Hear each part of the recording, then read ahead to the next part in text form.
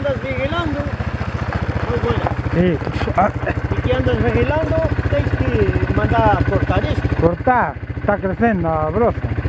Home, é que logo non se pasa aquí. Hai- Se tuviera hai sitios- menos, xa pasabas ti para lá e eu para aquí. Hai sitios que a veces me rasco. Claro, isto é que de verdad, macho, isto, autopista, eu já fui a reclamar, O... Diz que hai fomento que non é deles. Debe ser deles tamén. Isto queda lonxe do paseo. O paseo ali limpia, Que paseo? no paseo do Porriño. Isto non ten nada que ver co paseo do Porriño, isto é autopista.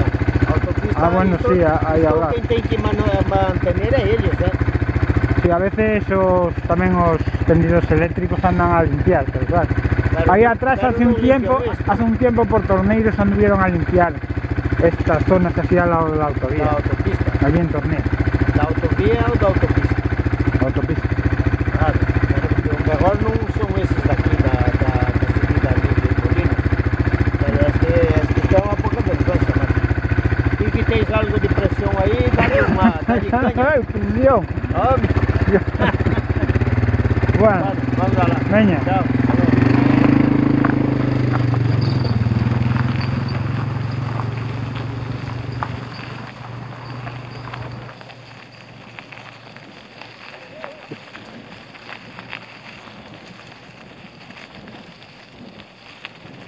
Pontellas, martes.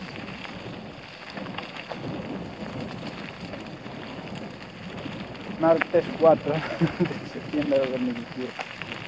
Pues sí, está creciendo un pouco, ahora.